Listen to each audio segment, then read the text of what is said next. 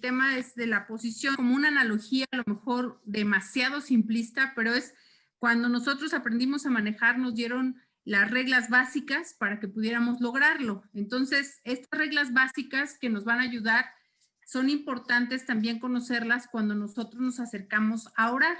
La primera de ellas fue la ley de la expiación, sacrificio que Jesucristo hizo por nosotros, haciéndose pecado en la cruz, es lo que Él pagó con su sangre para que nosotros pudiéramos estar libres de esa culpa, libres de ese pecado.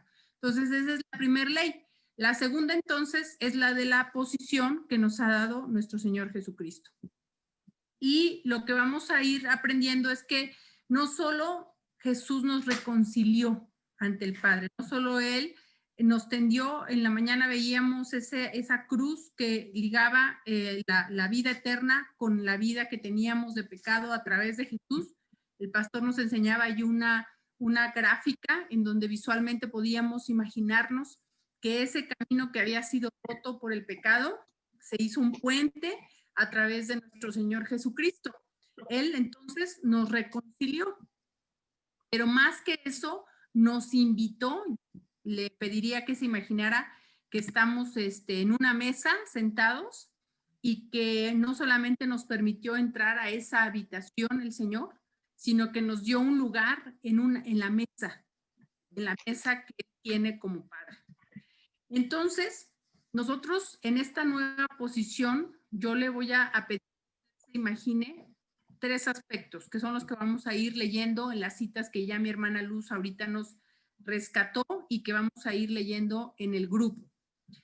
Esa posición, Dios nos lleva a lo que dice aquí, el paso número 1, es que nos lleva a que así como el Señor Jesucristo fue crucificado, ese viejo hombre también para nosotros es crucificado. Y allí, Luz, si me ayudas leyendo Romanos 6:6, por favor. Sabiendo esto, que nuestro viejo hombre fue crucificado juntamente con él, para que el cuerpo del pecado sea destruido, a fin de que no sirvamos más al pecado. Ya fuimos reconciliados y también ahorita lo que nosotros vamos a ir entendiendo en esta posición que Jesucristo nos ha dado es que así como Él fue crucificado, nosotros, les decía yo, hemos sido crucificados o vamos a llevar esa crucifixión de nuestro viejo hombre para que nosotros ya no estemos esclavos de ese pecado, ¿verdad? Sino que nosotros pasemos a ser victoriosos sobre el pecado. Que Jesús nos ha dado, también nos habla de que ahora nosotros conscientemente le podemos decir a nuestro Señor Jesucristo que Él tome el control de nuestras vidas, que Él sea el que gobierne nuestro ser. ¿Y cómo sucede esto? En 2 Corintios 5:14, allí, Cuquita, si ahora tú me ayudas leyendo 2 Corintios 5:14. Porque el amor de Cristo nos constriñe, pensando esto, que si uno murió por todos, luego todos murieron. Traigo en otra versión para que el afán es que nos amplíe qué es lo que nos está diciendo 2 Corintios 5:14.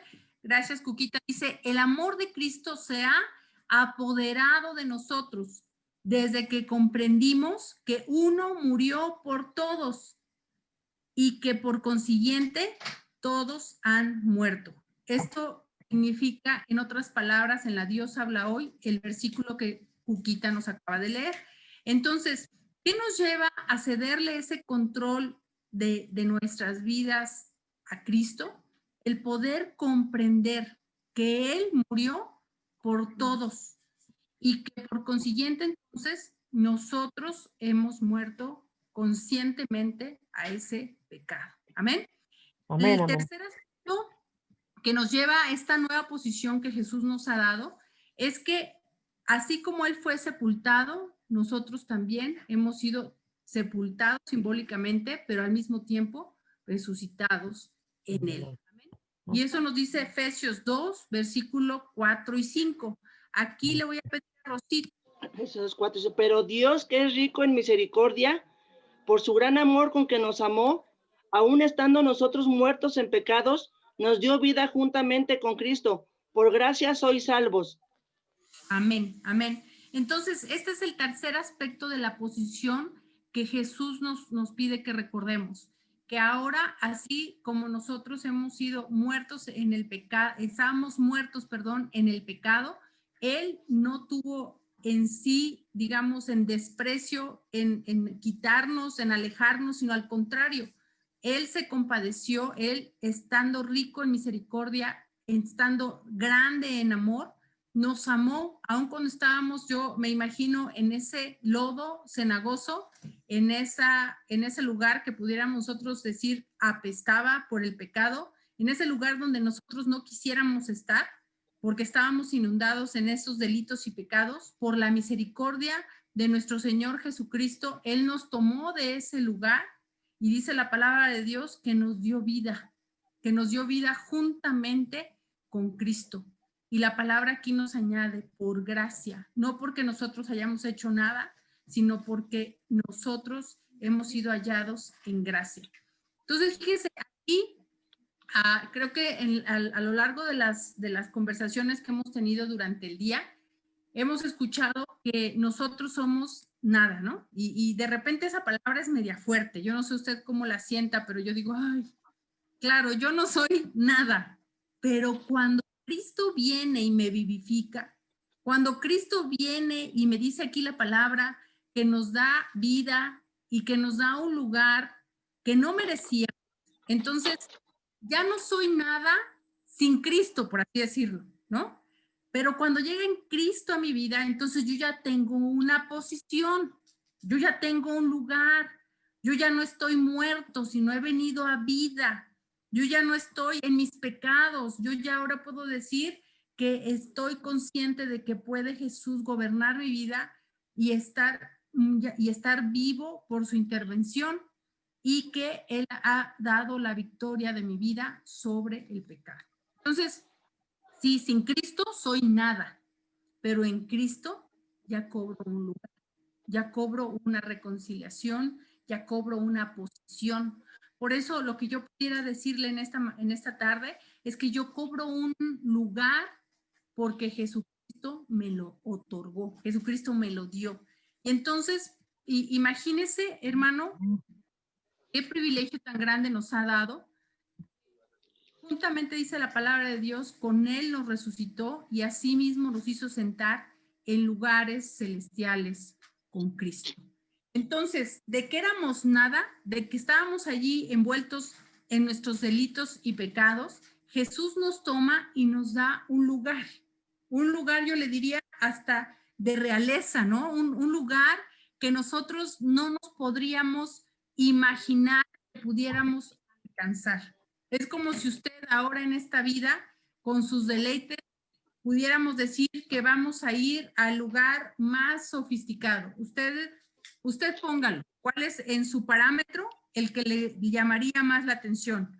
A lo mejor entrar a Palacio de Gobierno, a lo mejor entrar a Casa Blanca, a lo mejor entrar allá en Inglaterra a los palacios donde están los reyes de Inglaterra, ¿no? Imagínese que ese lugar que es el donde usted quisiera, digamos, en este mundo poder visitar y poder codearse con esa realeza, pues Jesús, el Rey del universo, nos ha dado un lugar que nosotros no merecíamos, pero que a través de la muerte de Jesús es el que nos ha dado el día de hoy. Entonces, la palabra de Dios dice, y si hijos, entonces también herederos, herederos de Dios y coherederos con Cristo, si es que padecemos juntamente con Él. Entonces aquí hay como, siempre que aparecen los sís, a mí me hace pensar con que hay algo que yo tengo que hacer, ¿no? Es algo que me involucra, es algo que tengo yo que padecer, dice aquí, para que entonces juntamente con Él seamos glorificados. Y fíjese que yo hace rato vi un video también de los hermanos que están en China. Allí sí hay persecución, hermanos. Allí sí hay una iglesia perseguida. Acá en México, pues gozamos de muchísimas libertades, pero eso no exime de que en algún momento también nosotros hayamos sido rechazados, hayamos sido señalados, hayamos sido hasta etiquetados, ¿no? Como esos evangélicos, esos aleluyos, y de muchas formas que seguramente en algún momento le han dicho, o inclusive usted se ha sentido hasta incómodo en su familia, y de repente hasta en estas fiestas yo recuerdo cómo mis familiares siempre nos han tratado con mucho amor, pero también como que ellos se incomodaban con nosotros, qué sí podían hacer, qué no podían hacer. De repente eso lo vemos en un grado casi que mínimo, ese padecer, ¿no? Pero pues yo siento que esta pandemia nos ha hecho entender que la iglesia es la iglesia universal de Cristo, y así como en el otro lado nosotros hace un año escuchamos de que iba a venir un virus y decíamos, está bien lejos, eso no me va a llegar, eso no me va a tocar. A veces me pasa por la mente que la persecución no me va a llegar, no me va a tocar, está bien lejos, pero estamos en un mundo globalizado, un mundo en el que al cabo del tiempo esto puede suceder. Y no solo digo para que se asuste, sino para que nosotros estemos entendidos de los tiempos. Nosotros como Iglesia de Cristo debemos entender los tiempos en los que estamos viviendo, hermano. Y los tiempos en los que estamos viviendo es cuando nosotros empezamos a mirar así veladamente y así medio lejanamente que cada palabra que está en su palabra escrita se está cumpliendo. Así como él dijo que iba a haber rumores de guerras, iba a haber temblores, iba a haber situaciones como pandémicas como esta que estamos viviendo, también va a llegar un momento en el que cada uno de estos aspectos que seguramente nosotros tenemos que estudiar con mayor detalle van a llegar, ¿no? Y eso no ha llegado, decíamos hace un momento con mis hijas y acá en casa con mi esposo y mi mamá, no ha llegado y nosotros creemos que somos una iglesia que vendrá Cristo antes de la tribulación, que no nos tocará hacer la tribulación. Sin embargo, sabemos que antes de que eso suceda, pues van a suceder muchas cosas, muchas cosas. Esos son como principios de dolores, ¿no? Entonces, creemos que en ese sentido, hermanos, no es para estar atemorizados, pero sí es para estar conscientes de lo que un hijo de Dios debe vivir y de lo que un hijo de Dios goza en la posición que Jesucristo nos ha dado. Nos ha dado esa posición para entender que este es un tiempo, es un reino pasajero, pero que el suyo no tendrá fin. Es el reino que va a permanecer en la eternidad y que nosotros somos parte de ese reino y por tanto entonces nosotros luchamos, padecemos, sufrimos, porque Dios nos ha dado ese gran privilegio de estar de parte de su reino, en esa posición, que si bien es un privilegio, hermanos, también es una responsabilidad. Ahora me vienen las imágenes que ahora estamos viendo de repente cuando Josué y Caleb, ¿no? Estaban enfrentándose a la batalla de Jericó, a la batalla de Ai, a la batalla de Jerusalén. Era un privilegio estar en el ejército, pero también es una responsabilidad. Nos toca ir a la batalla, nos toca estar en la guerra, nos toca ensuciarnos, nos toca estar listos y preparados. Por eso, como hijos de Dios, nos estamos reservando este tiempo para estar preparados, porque nuestra batalla no es contra personas, es contra huestes espirituales de maldad. Y por ello nosotros debemos de comprender estos secretos de la oración, ¿ok? Entonces, vamos a ir a nuestro libro, en la hoja número 21. Y mucho menos debemos hacerlo con Dios. Si yo, como cristiano, asumo ante el Padre Celestial la posición de un mendigo que se arrastra, cuando Él quiere todo el tiempo, que recuerde que he sido hecho un rey y un sacerdote en Cristo, que he participado de su muerte y resurrección, y que estoy sentado con Él en lugares celestiales. Es indudable que yo me desencontraré con Él, y mi corazón se verá carente de su poder debido. En no poco grado. Es cierto que debemos ser humildes, pero la humildad fingida, por sincera que parezca, no sirve para nada. Tiene que ser una humildad que forma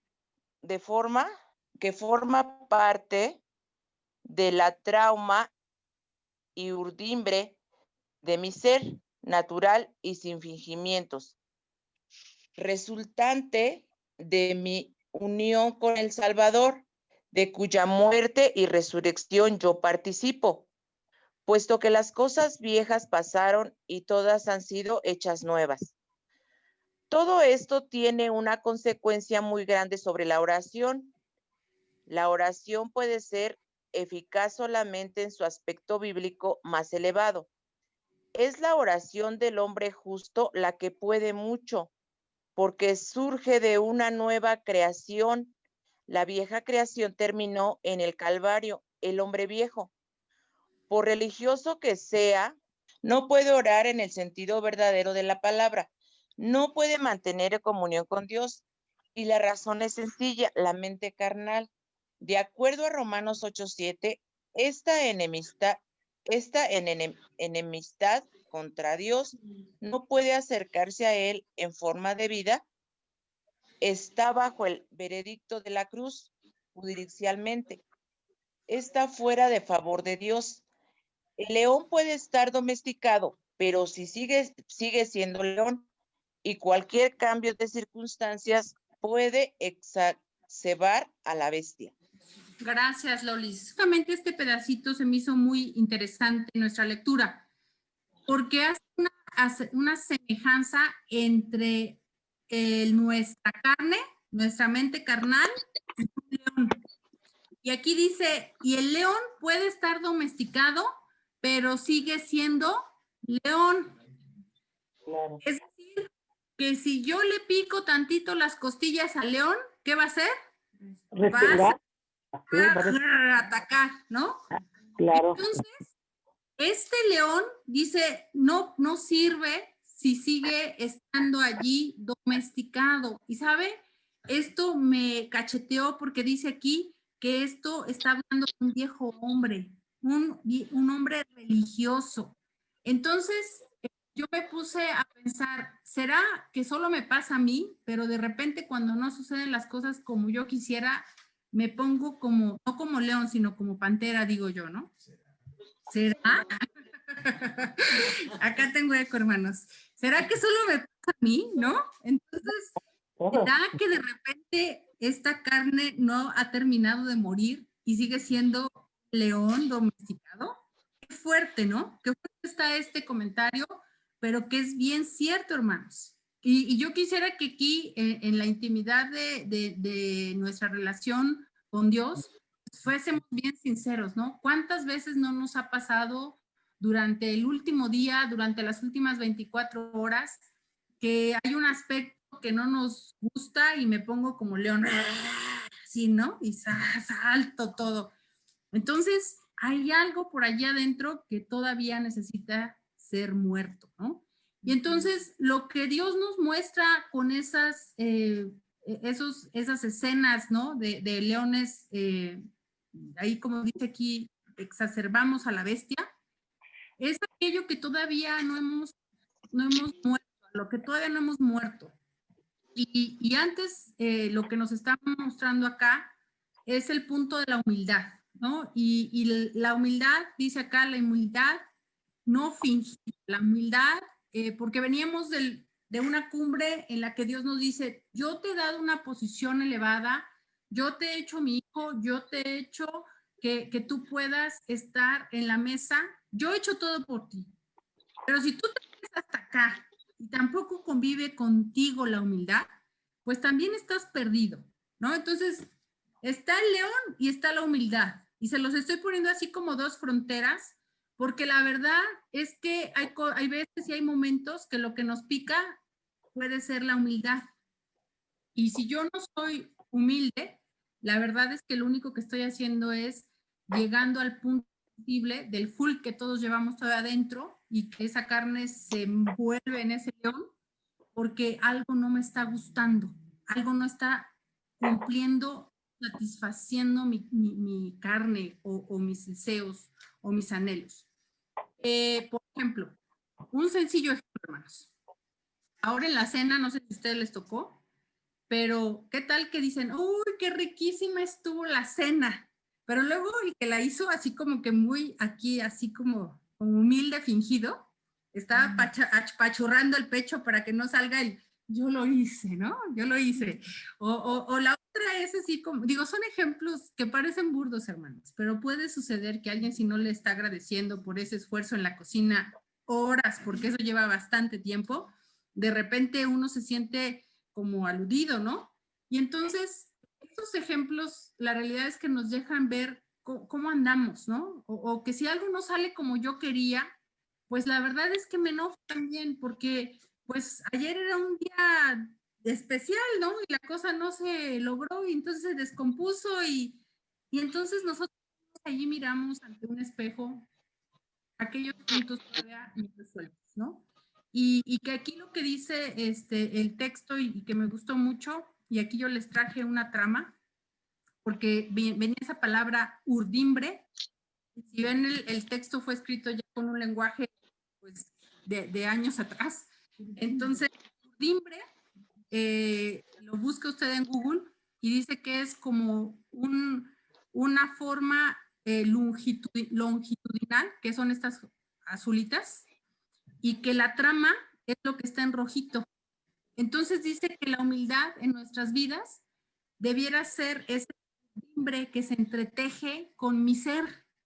Qué impresionante, porque entonces cuando las cosas no salen como yo quiero, pero la verdad es que yo soy humilde sin fingimiento, voy a pasar por alto la situación, ¿no? Voy a gozar a pesar de esto, voy a hacer que ese día que era especial, pues al final termine en especial. ¿Por qué? Porque estoy poniendo en acción mi humildad, que está entretejida con este.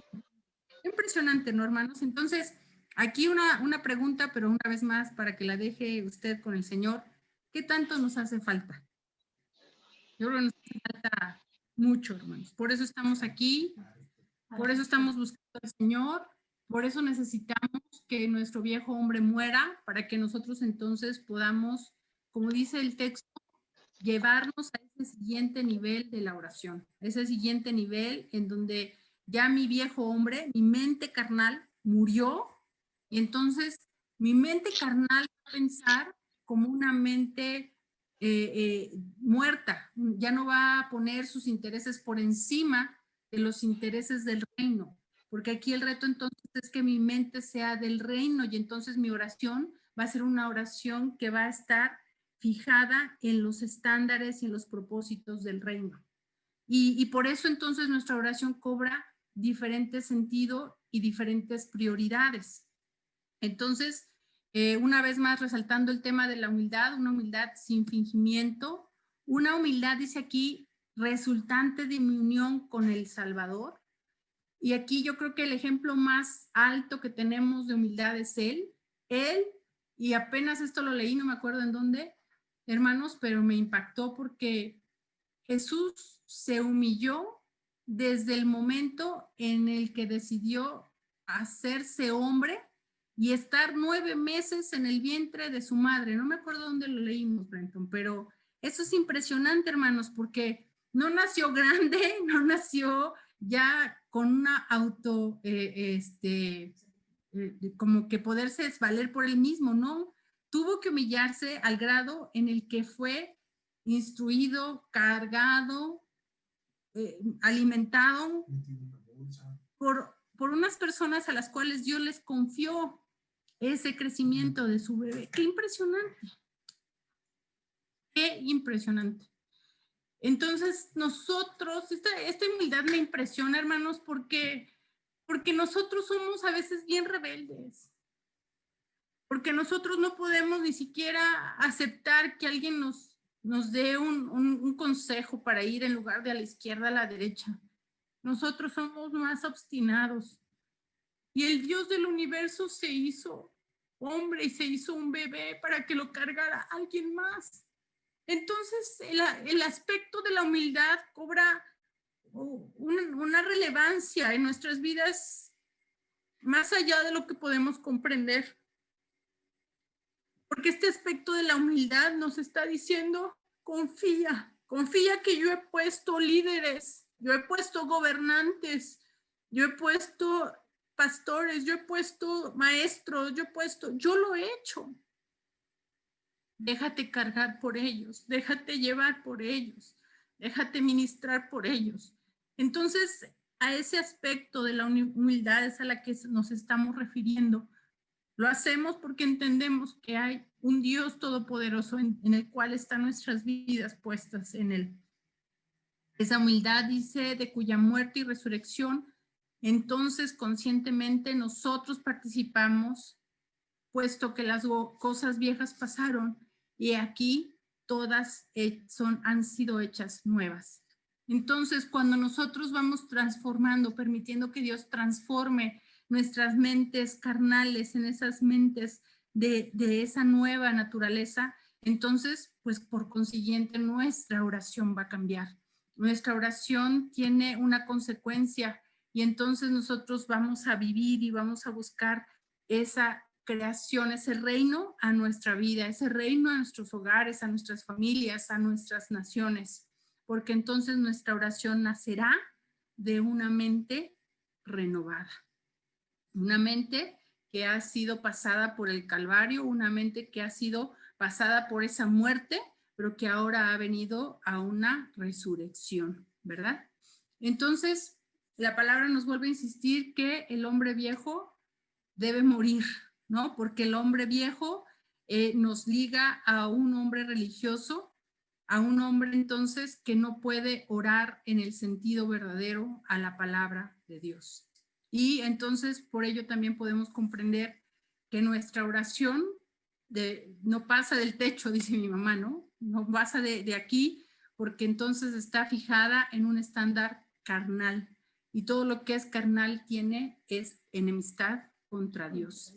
La palabra entonces nos enseña, por cuanto los designios de la carne son enemistad contra Dios, porque no se sujetan a la ley de Dios, ni tampoco pueden. Por eso nosotros debemos buscar estar en amistad con Dios en nuestras palabras, en nuestros pensamientos, en nuestros dichos, porque entonces eso va a ir entretejiendo esa humildad a nuestra vida, a nuestro ser, y entonces también a nuestra oración.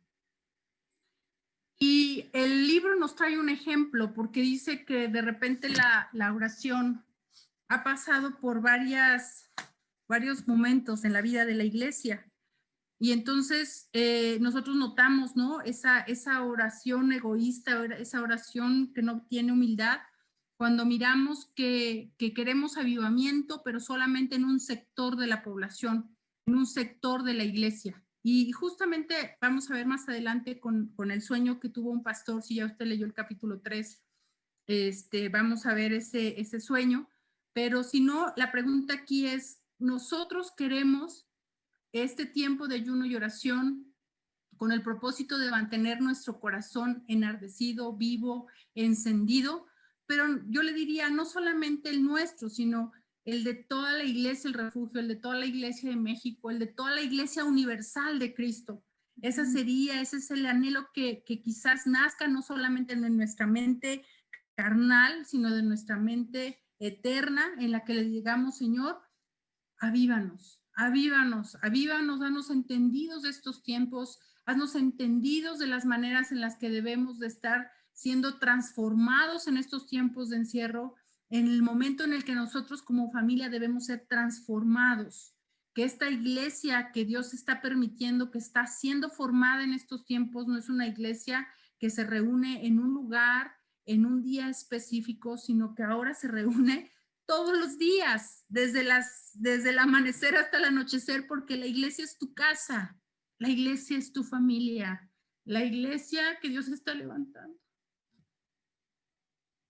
Inicia en nuestros hogares. Y ese es el avivamiento que necesitamos, el avivamiento en nuestras familias, el avivamiento desde adentro. Y entonces, cuando nosotros podamos una vez más reunirnos, seremos esas piedras encendidas que podrán encender a otros. Pero nosotros tenemos que aprovechar este tiempo. Tenemos que pedirle, Señor, aviva mi matrimonio, aviva mi hogar, avívanos para que podamos estar listos para lo que tú estás preparando en adelante. Entonces, aquí es donde se ve quizás una comparación en nos lamentamos, sí, por los que no se conectan, pero también oraremos por ellos y anhelaremos un avivamiento en sus hogares para que entonces podamos como Iglesia Universal de Cristo, mirar tiempos nuevos. El ejemplo que trae el libro es de un sueño de un pastor y dice que él fue confrontado para que pudiera hacer una lista de los aspectos, aquí le puse móviles, que dominaban su ministerio, es decir, cuáles eran sus razones de orar, ¿no? Cuáles eran sus prioridades en su ministerio. Y entonces, acá les hice una gráfica, porque su motivo de oración más elevado era el orgullo denominacional, es decir, el orgullo a la iglesia a la que él pertenece. El segundo aspecto era la vanagloria por triunfos de oratoria, es decir, uy, no, qué bien me salió el discurso, qué bien me salió la predicación, qué bien me salió. Entonces, esos eran como sus vanaglorias. Y aquí un poco volviendo al tema de la humildad, hermanos, la verdad es que la humildad solamente es un aspecto que toca, yo le diría, en lo interior, porque aquí adentro, cuando no nos dicen qué bien lo hiciste o que no tenemos el reconocimiento, es cuando nos pica ese nervio de la carnalidad, por así decirlo, ese nervio de león todavía que se nos queda. Y es la vanagloria, lo que estamos buscando es la vanagloria de la vida, es la vanagloria de este tiempo. Y la realidad es que todo lo que nosotros hacemos viene regido por agradar a Dios. Pero bueno, finalmente este puede ser un motivo de oración. Y aquí es, una vez más, es el sueño del pastor que nos trae el testimonio en el libro. La siguiente prioridad en la lista del pastor era la intolerancia religiosa, era la posición social, ¿no? Y otros aspectos motivaban su oración. Y el último aspecto, por allí medio perdido, era realmente el amor a Dios y un celo genuino por su servicio y por su obra, un 5%. Entonces, a lo mejor si nosotros de manera personal, una vez más, revisamos nuestra propia lista, ¿cuáles son mis motivos de oración? No, pues que nosotros seamos mejores que los otros, mejores que los vecinos, mejores que los primos, que los tíos, que la verdad es que no me toleran, ¿no? Religiosamente. O sea, yo aquí puedo vaciar mi lista de oración y entonces también ser confrontados. ¿Será que estos motivos de oración corresponden a los motivos de oración del reino? Y allí vienen unas reflexiones también. El Espíritu Santo tiene que aplicar en nosotros la cruz de Cristo para que entonces pueda morir esos interiores de la ciudadela, dice, del yo, ese león que todavía está vivo. Y entonces para que allí se ejerza el poder de la cruz, para que allí se ejerza la nueva creación. Eso que queremos que muera, ese viejo hombre, es donde nosotros debemos decirle, aquí, Espíritu Santo, aquí coloca la estaca, aquí pincha este globo, esta ciudadela del yo, para que entonces puedan nacer esta nueva naturaleza, para que venga esa resurrección y que entonces allí tengamos un tramo ganado para que entonces nuestra oración empiece a pensar conforme a lo eterno. Colosenses 3:3. Pues ustedes han muerto a esta vida y su verdadera vida está escondida con Cristo en Dios. Amén, amén. Esa versión es la NTV, dice que nosotros hemos muerto. Me gusta mucho este versículo porque dice que nuestra vida está escondida con Cristo. Qué bellísimo mensaje nos da Colosenses 3:3. Nosotros hemos muerto a esta vida y estamos escondidos con Cristo en Dios. Entonces, Marcos 11:23. Fíjese que este texto me llamó la atención porque dice el texto de la lectura que hay ocasiones en las que Dios nos deja mirar su gloria a través de la respuesta a las oraciones que nosotros hacemos. Y este texto justamente habla de esa intervención milagrosa de parte de Dios, porque dice que si nosotros le decimos a esta montaña, levántate y échate al mar, sucederá. Y nosotros entendemos que esta montaña puede representar un problema, puede representar una aflicción, puede representar todo lo que nos puede separar del amor de Cristo. pero nosotros podemos una vez más decirle a esta montaña, levántate y échate al mar, levántate y desvanécete, levántate y desaparece. Y entonces dice la palabra de Dios que sucederá. Esto en sí, en una suma de creer que esto ocurrirá, que esto sin ninguna duda sucederá. Esto tiene un poco que ver con lo que en un principio nos decía el pastor Brenton sobre la incredulidad, que nuestro corazón no dude de que así será. ¿Cuándo, cómo sucederá? No lo sabemos, pero el Señor intervendrá de manera poderosa en nuestra situación. Entonces, nosotros debemos tomar el lugar que Jesucristo nos ha dado. Entretejido nuestro corazón, dice la palabra, en Cristo, pero también confiando en que Él actuará en el momento en el que nosotros le pidamos. Amén.